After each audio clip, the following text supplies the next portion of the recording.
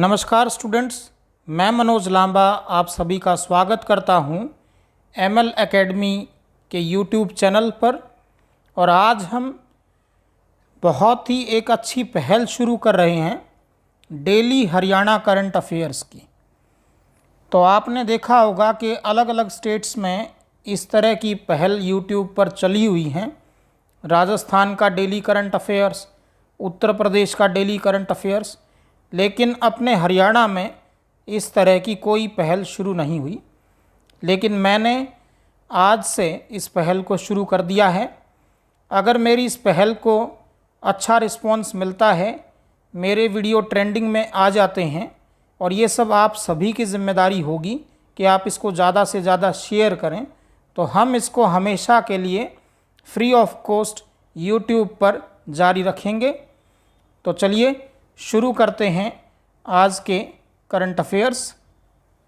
तो आपका पहला पॉइंट है, सोनीपत ज़िले के बरोदा में हैफेड एक अत्याधुनिक चावल मिल स्थापित करेगी।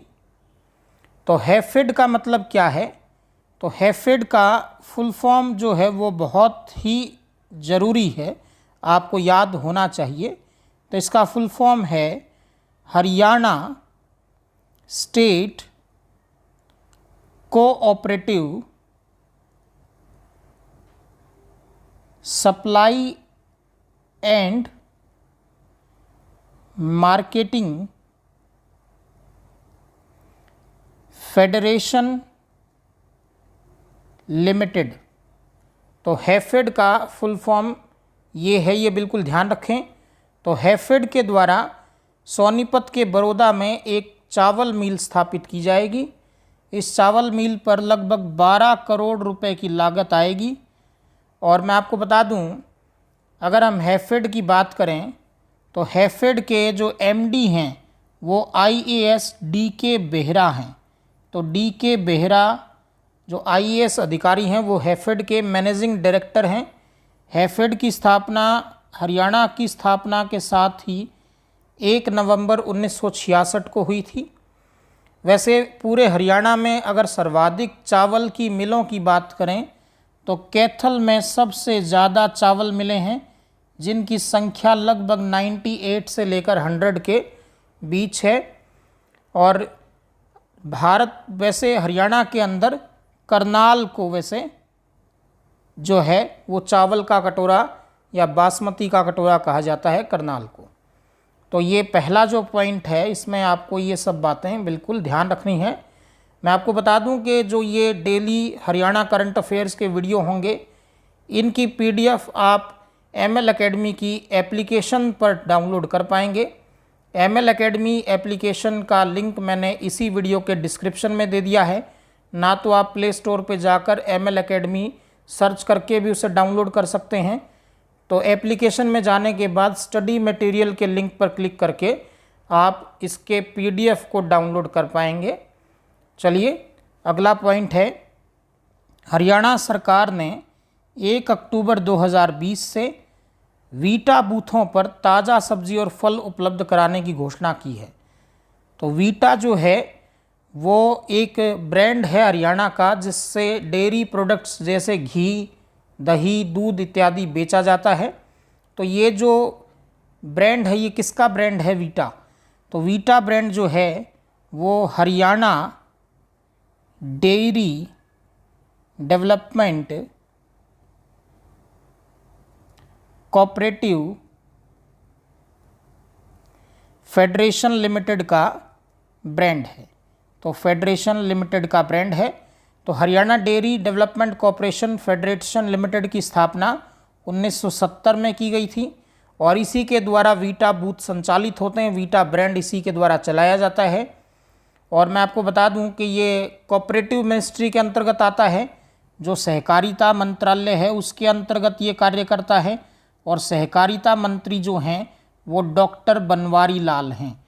डॉक्टर बनवारी लाल जो बावल से विधायक हैं। बावल जो है वो रेवाड़ी के अंदर है।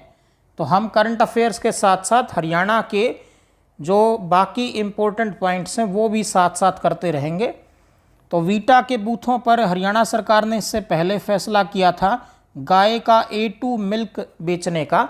तो गाय का A2 मिल्क भी वीटा बूथों पर उपलब्ध है। तो आप इस पॉइंट में बिल्कुल स्पष्ट हो गए होंगे कि 1 अक्टूबर 2020 से ताज़ा सब्जी और फल भी वीटा बूथों पर बेचे जाएंगे। नेक्स्ट पॉइंट है 23 सितंबर को हरियाणा वीर एवं शहीदी दिवस मनाया गया। तो प्रत्येक वर्ष 23 सितंबर को हरियाणा वीर एवं शहीदी दिवस मनाया जाता है। और ये क्यों मनाया जाता है इसी दिन? तो ये राव तुलाराम जो अपने हरियाणा में 1857 की क्रांति के सबसे बड़े नेता थे, राव तुलाराम, उनकी पुण्यतिथि है। तो पुण्यतिथि किसी भी व्यक्ति के मृत्यु का दिन होता है, ये आपको ध्यान रखना है। अगर मैं यहाँ पर जयंती बोलता तो जयंती किसी व्यक्ति का जन्म वाला दिन होता है और मरने के बाद जो जन्मदिन है वो जयंती के रूप में मनाया जाता है। लेकिन जो मरने वाला दिन है किसी व्यक्ति का, जिस दिन उसकी मृत्यु हुई है, उसे पुण्यतिथि कहते हैं। तो 23 सितंबर को 1863 में राव तुलाराम की मृत्यु हुई थी। तो राव तुलाराम की मृत्यु कहाँ हुई थी, ये भी बहुत इम्पोर्टेंट पॉइंट है। तो इनकी मृत्यु काबुल में हुई थी, जो अफ़गानिस्तान की राजधानी है। तो अफ़गानिस्तान की राजधानी में इनकी मृत्यु हुई थी। आपसे पूछा भी जा सकता है सवाल कि किस हरियाणा के स्वतंत्रता सेनानी की मृत्यु भारत के बाहर हुई है, तो हम बता सकते हैं राव तुलाराम। आगे बढ़ते हैं। मुख्यमंत्री मनोहर लाल ने हरियाणा विवाह पंजीकरण पोर्टल का शुभारंभ किया। तो विवाह के पंजीकरण के लिए अब ऑनलाइन आवेदन किए जा सकेंगे। इसके लिए मुख्यमंत्री मनोहर लाल ने हरियाणा विवाह पंजीकरण पोर्टल का शुभारंभ किया है। तो मैं आपको बता दूं कि हिंदू विवाह अधिनियम जो है, हिंदू विवाह अधिनियम 1955, इसके तहत विवाह का पंजीकरण करवाया जाता है। इसके तहत विवाह का प्रमाण पत्र दिया जाता है।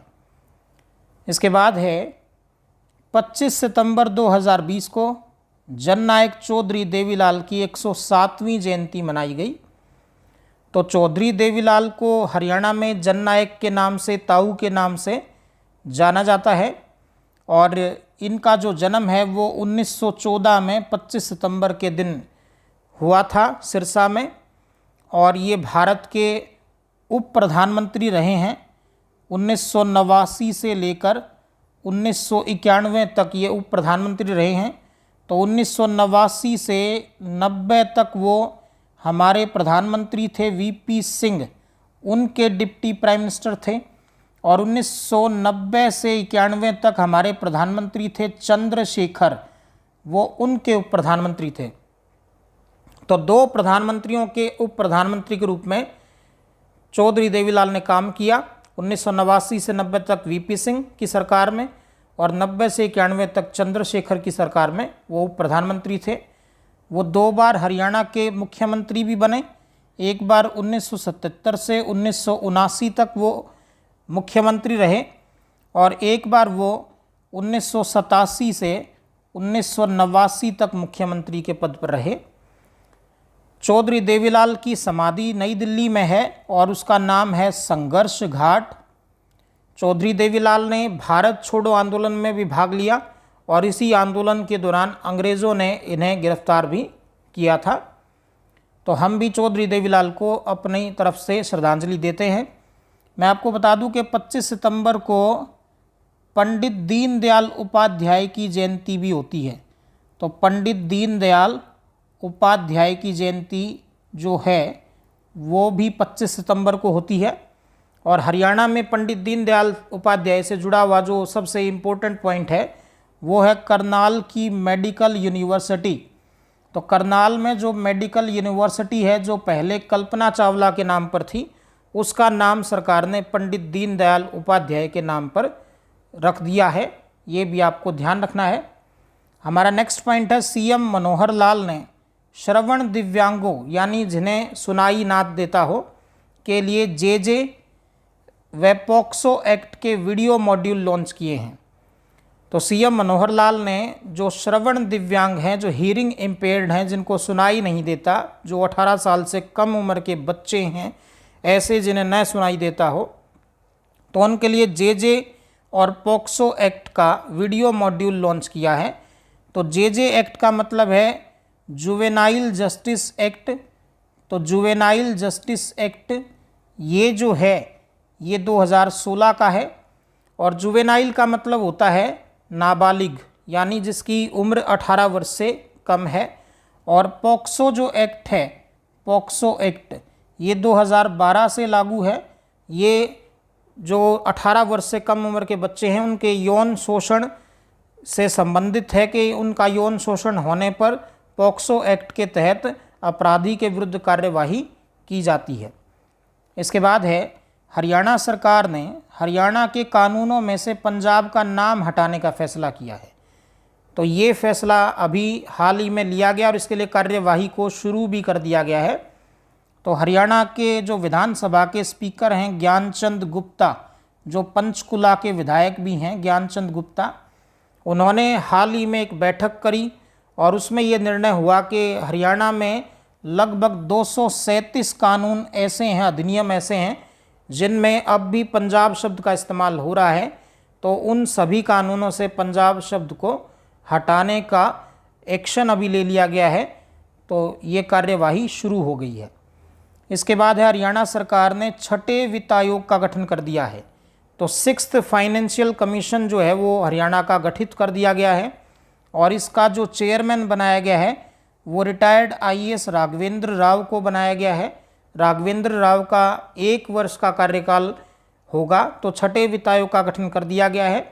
जो राज्य वित्त आयोग होता है उसका गठन राज्यपाल के द्वारा किया जाता है और राज्य वित्त आयोग जो हरियाणा प्रदेश की ग्रामीण पंचायतें हैं, नगर निकाय हैं, जैसे नगर निकाय 3 प्रकार के होते हैं, नगर निगम, नगर परिषद, नगर पालिका, तो उन सब के खर्च का ब्यौरा तथा उन सब को राज्य के वित्त में से कितना हिस्सा मिलना चाहिए इसका भी वो जो है फैसला करते हैं। तो छठे वित्त आयोग का गठन कर दिया गया है। 5वें वित्त आयोग के जो अध्यक्ष थे वो मुकुल असर थे, ये भी आपको ध्यान रखना है।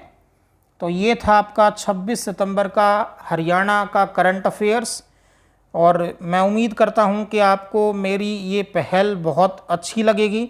अगर आप एक सीरियस एस्पिरेंट हैं, आप सफलता चाहते हैं, तो आप इस सीरीज़ के साथ कंटिन्यू रहें।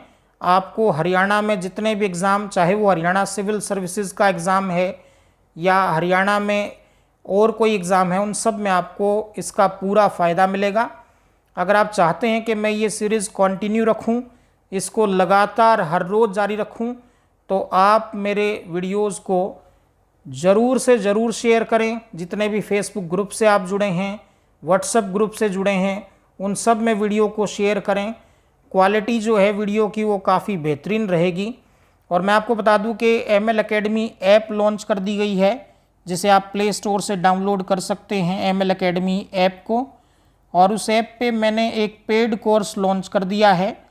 तो ये जो पेड कोर्स है ये GK GS के 5000 से ज़्यादा मल्टीपल चॉइस क्वेश्चंस का है। तो ये 250 से ज़्यादा वीडियो लेक्चर्स में मैं कवर करूँगा। प्रत्येक लेक्चर की PDF आपको मिलेगी, प्रत्येक लेक्चर पर बेस्ड मॉक टेस्ट आपको देने के लिए मिलेगा ताकि आप अपनी तैयारी को जज कर सकें। तो आप ये पेड कोर्स अगर परचेज़ करना चाहते हैं तो ML Academy ऐप को डाउनलोड करें, उसके स्टोर वाले लिंक पर क्लिक करें और वहाँ आपको ये बैच परचेज़ करने का ऑप्शन दिख जाएगा। तो आप वहाँ से इसे परचेज़ कर सकते हैं। और जो ये हरियाणा का डेली करंट अफेयर्स है, इसका PDF भी आपको हमारी ऐप से ही मिलेगा। तो आप सभी का बहुत बहुत धन्यवाद। जय हिंद, जय भारत, जय हरियाणा।